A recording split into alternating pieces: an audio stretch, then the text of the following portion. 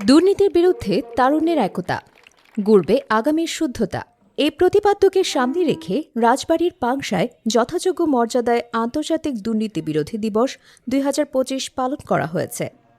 মঙ্গলবার ৯ ডিসেম্বর সকাল ৮:৩০টায় উপজেলা প্রশাসন ও উপজেলা দুর্নীতি প্রতিরোধ কমিটির আয়োজনে উপজেলা চত্বরে জাতীয় সঙ্গীত পরিবেশনার মাধ্যমে জাতীয় পতাকা ও দুর্নীতি দমন কমিশনের পতাকা উত্তোলন করা হয়। একই সঙ্গে বেলুন উড়িয়ে অনুষ্ঠানের শুভ উদ্বোধন ঘোষণা করেন উপজেলা নির্বাহী অফিসার মোহাম্মদ রিফাতুল হক। দুর্নীতির বিরুদ্ধে তারুণ্যের একতা, গড়বে আগামীর শুদ্ধতা। এই প্রতিপাদ্যে আন্তর্জাতিক দুর্নীতি বিরোধী দিবস ২০২৫ এর শুভ উদ্বোধন ঘোষণা করছি। পরে উপজেলা পরিষদের সামনে মানববন্ধন কর্মসূচি পালিত হয়। মানববন্ধন শেষে উপজেলা চত্বর থেকে একটি র্যালি বের হয়ে শহরের প্রধান প্রধান সড়ক প্রদক্ষিণ করে পুনরায় উপজেলা চত্বরে এসে শেষ হয়। পরবর্তীতে উপজেলা হলরুমে আলোচনা সভা অনুষ্ঠিত হয়।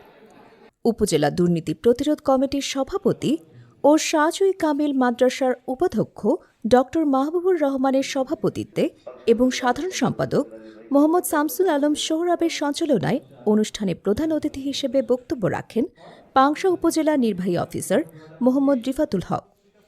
বিশেষ অতিথি হিসেবে বক্তব্য দেন উপজেলা প্রাণী সম্পদ কর্মকর্তা ড পৃথ্বীজ কুমার দাস, উপজেলা কৃষি কর্মকর্তা মোহাম্মদ তোফাজ্জল হোসেন, উপজেলা প্রকৌশলী প্রণব ক্রান্তি বল, মাধ্যমিক শিক্ষা কর্মকর্তা আবুল কালাম আজাদ প্রমুখ।